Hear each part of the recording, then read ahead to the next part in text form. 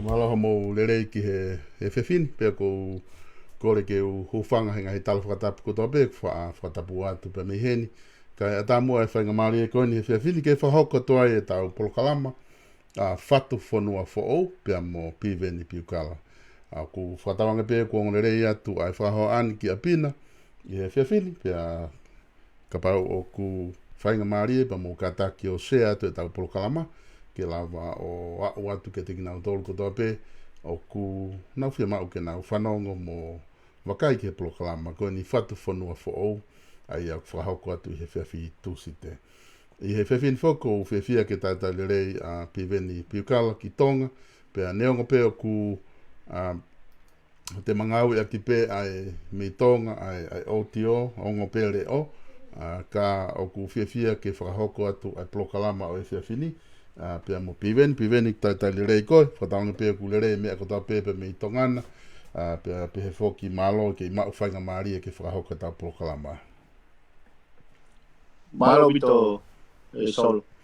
Ia. Koe e whiawhini whoki koe hoko atoa e tau polokalama ko ia a whatu whanua who'ou, aia koe polokalama ini hono tolu ko ta whakahoko atu i he whatu whanua who'ou. Mo e whakaukau ko ia pe ko tui o ku mahino pe ki he kāinga whanongo ia ai whakaukau pe a moe anga a hono whau e whakaukau ko ni ku ki se hanga whakatoka ai whakaukau ko ia. Ka neongo ia ke ta hoko atu mua i he whiawhini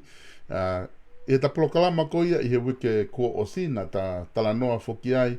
ki he mahu inga a lahi a kakaina nau whehui ai ngahi whehui pe na kai ke mahu hafu whainga maari e ia ke tari ngahi whehui ko ia ka kou kore atu peke ka taki mua ka taki atu pe mua hani ihi o ngahi whehui ko ia ke lava ke whaiha ki haoki i tari ki ai po haoki i whakaukau pe ko koloa peke ta ke mahino o ku whai ku ta o ke ngahi whehui ko ni o ku na e mau he kainga whanongo ko tokotaha ko ni ke whehui uloaki ku ne hanga o mai o ku ne pehe e ia o ku whakapoto ange ke tau sio ke ngahi paloparema lolo tonga ku hoko i he whonua hange ko e paloparema he tuku hau ma mawha ai ngahi tuku hau a ke pure anga ko tute ko uhila ma ngahi mea pehe ki he mo ui whai tui a kakai tuunga wha ekonomika ko tai maunga awe ka pēne pehe rewa e ia ku ne osi tuku mai ke te ki tau tolu ai ngahi monu ia i he tawha ako ne executive ke whiri he kakai whakatokolahe kau whakatofonga kakai pia whiri pare mia ko haa koe ke tau hangai o ngai whirea ko enhance ko haa koe ke tau hangai o te ai ke te lele yange ai ngahi mea koko o mai ke maa ki tau tolu mo ngahi monu ia ko ia ka tau te whainga hange ko tau te whainga he polokalama whatu whanua who'ou ke liriu ai sistemi mo e whaunga ko o stuku mai ke tau ngā wei ai o kune ui lewa ia ko e mea ni kui ko tae to pono ka taki mua piwe na whai maha ki tari kei ko ofa pia ku mahino atu e whai lolo ko ni Oia malo pito e solvesta na whambe ka pana ke o mai fui aga fui ke wala o ga ko le compound o ga ko le lahi ai tu ke falave pe me be o mahino mai ka dia taimini o hinga le pa ke te au ia fe ui e solo ka pau si ai tau mahino ki foi sistemi te tau ha o me whanga viu koea ko isiu kon ai tau pehe ko mai isiu kon pehe mai isiu kon fitau lak mo kakai aoni ki au solo ko fu ai o fu akau la to ko ini solo que tau la to li we fu ai we cannot deal with the results ola ke pehe pa tau pehe te tau la vai o sustain ha whainga solution ke hoko ke o ngā ke ko hinga foke ai mahuinga foke ako ko mantui ko ngā system complex mo la lahi peni e tonu e mahuinga ke tonu ai foi whaunga foi platform ke tonu foi whaunga ke ngā he kuripita polo e ola ko hinga pe ko meta ko he ka pahinga ke tonu ai whaunga malere ngofua e ola ai o wai mahuinga ma wahe ia neongo ka atoa ai talano tau pepe tau toko ke tau tokan kono langa wha ekonomika ke was fe unga foi unga ko na was o mai ko anga ia anu wha maapo solo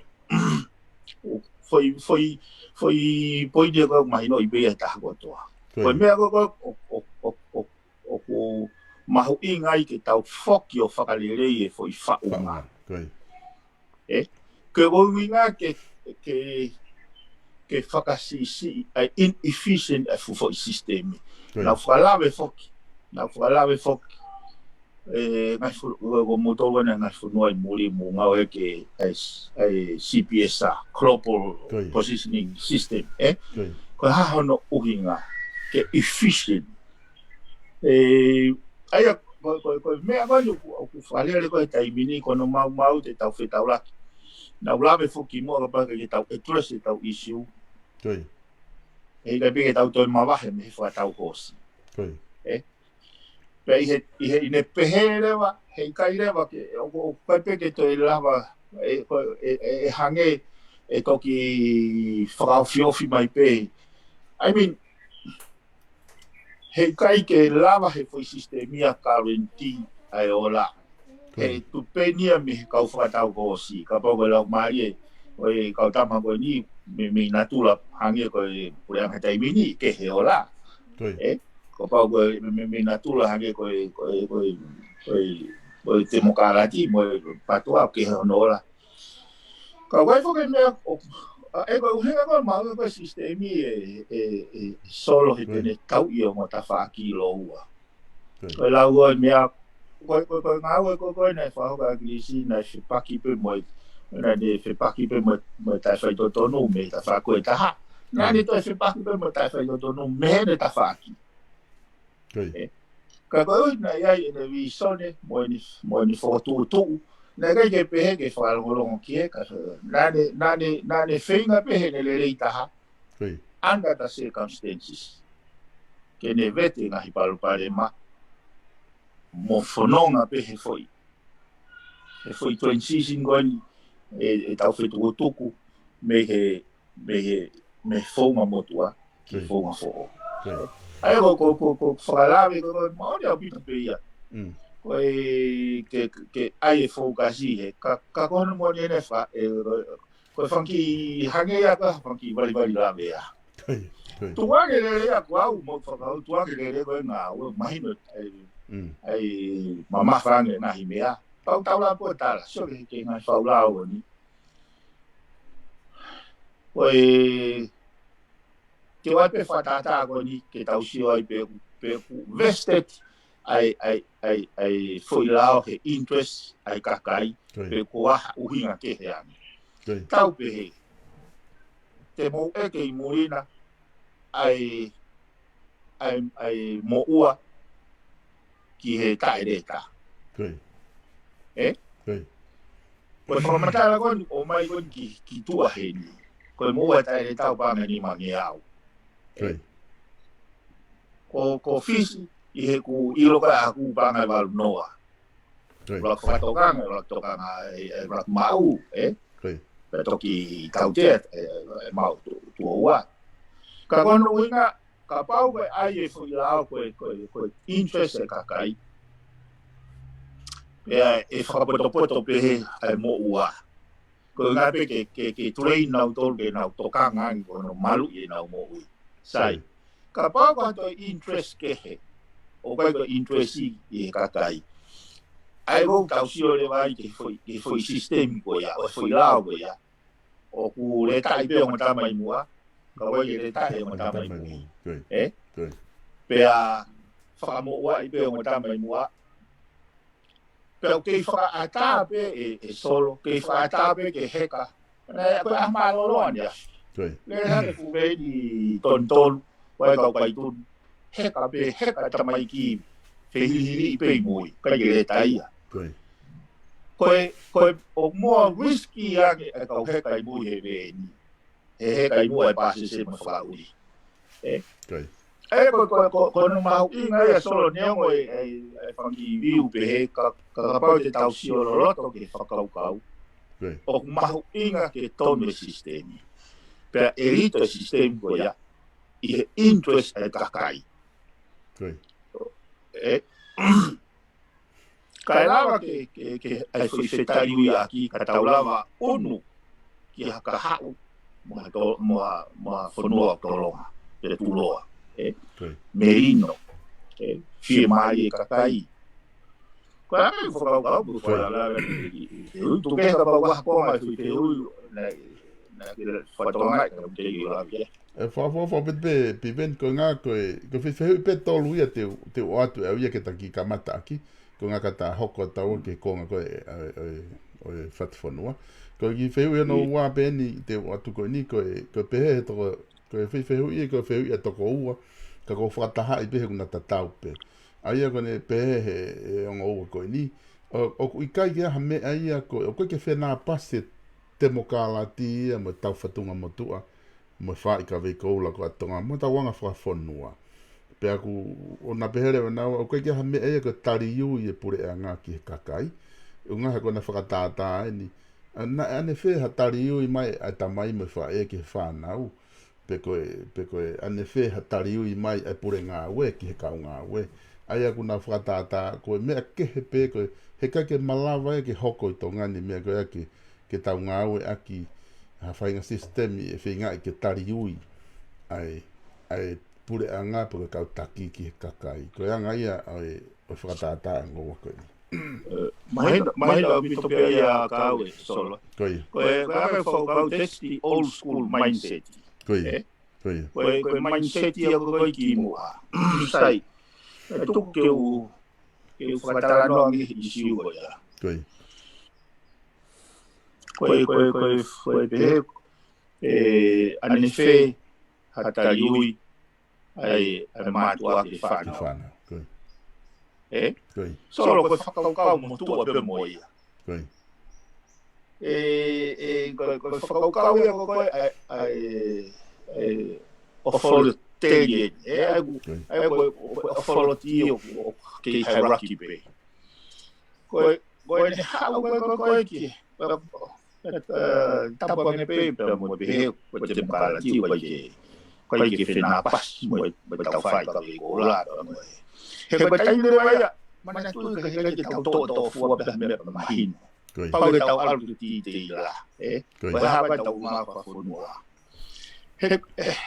ko fa ko hange na kulave ko te pe na tau slave ta programa ki mo ai whakaukau koe a te mokalati pa mo accountability. Koe erito e whakaukau ai whetari ui aki. Koe erito e whakaukau.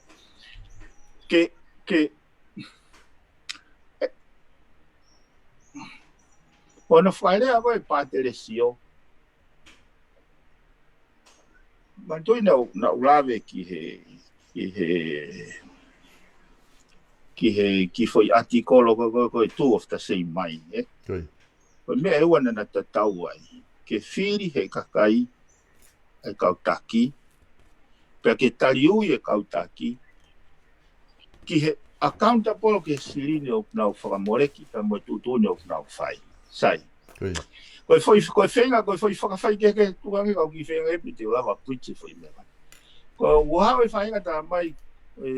taliu e koe ki aha taliu ia ke kakai,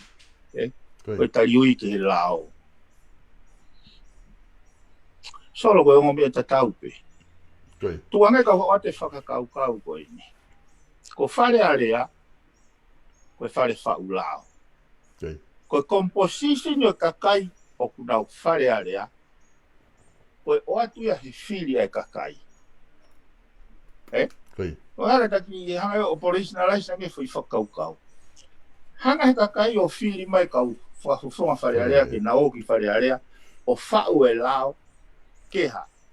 ke kaweni aki ki nau tolu. Ke tariui e nau hanga o speni ai tukhau ai kakai ki he kakai. Ai koe whehui lewa, ka pau koe kakai nau whiri mou tolu ke mo o hoko koe koe whafufonga o hoko e pare mea o hoko koe minista. Ko hai hopure ngā ue.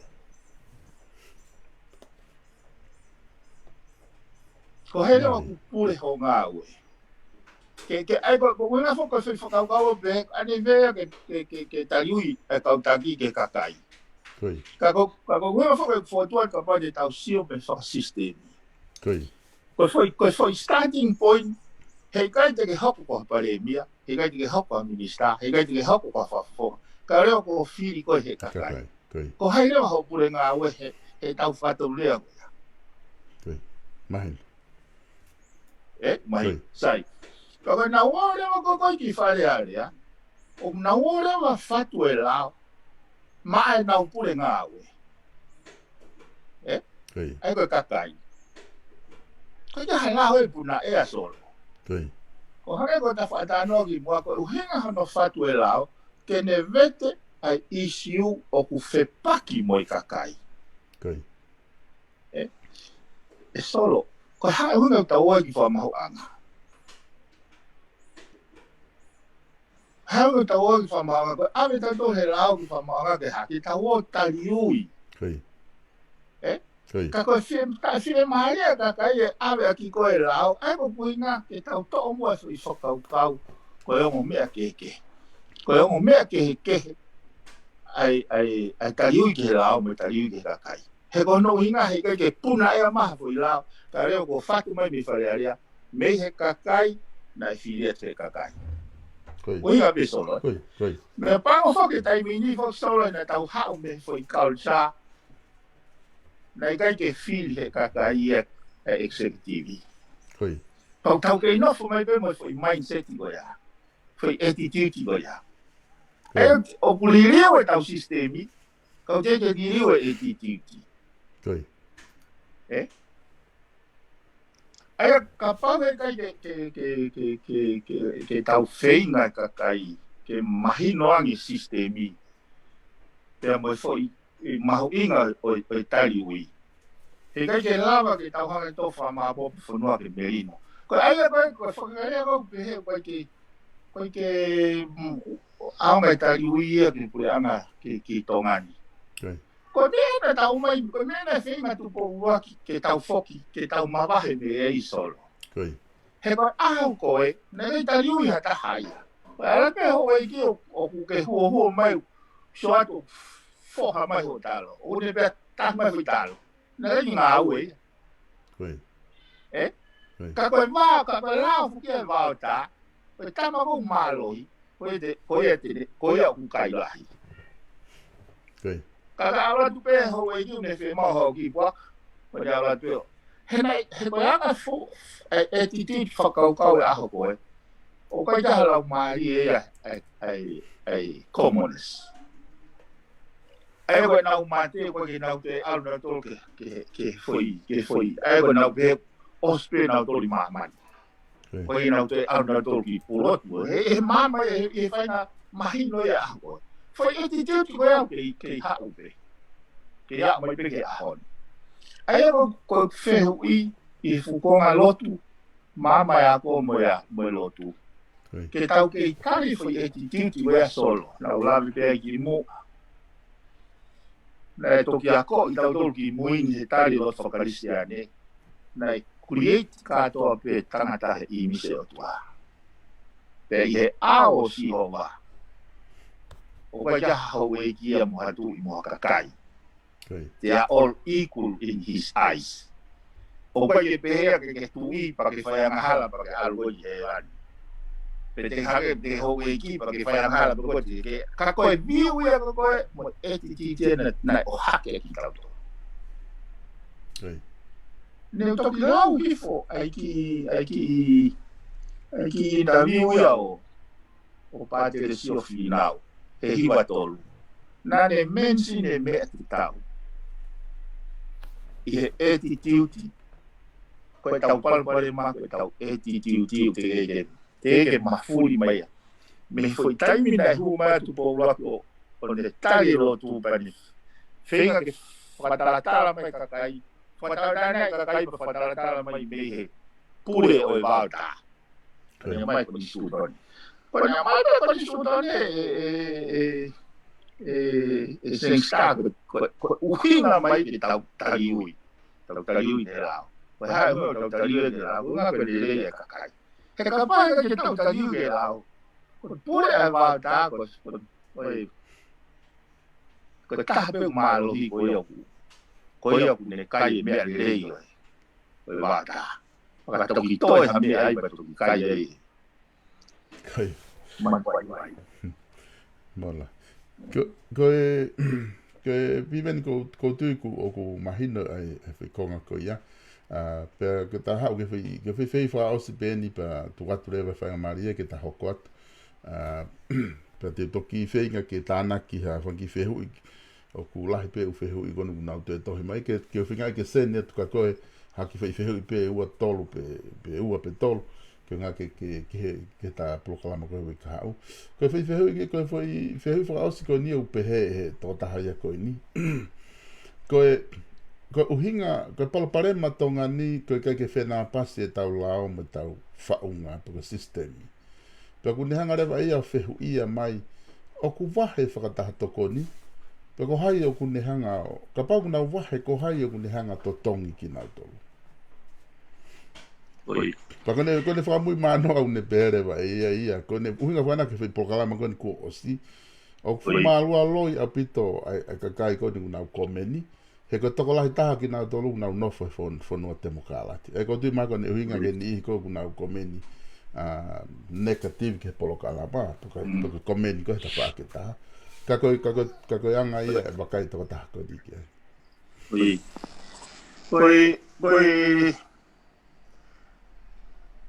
Ko fihu ko pa pe una wahi I una wahi me ku hau e kakai koi Aia ia no ko uhinga fuki ko e solo ai tau whenga ke tau whate system ke whena pas ka moi anga tau whotutu o whanua mahino ka te auia e solo ko e na tau mawahe mai mehe pure toko taha pe ke ai koe whakarea koe ni studio ne he aho koe ki mua he tau ririu mai wana o furu na e current he tui koe whakarea koe current kau responsible ke ai cabinet mo kau minister koe whairea koe he ririu koe he taimini ke rain he tui Aia koe whakau whoki ke elevate ia o kai ke toi kau he tau maa. O kai ko uhinga ia koe pehe o kau enti monaki pe koe tau ai ka uhinga whoki mai atui nei kai ke ako e kakai aha koe. Pana sisi ke nau toi whihuia na tolu. Ai pena ga ja tau fetu kaki mo to pure anga ke toi mamang ka kai ke me ko no falere fo no afeka wa mo na tu ha so ko foi timo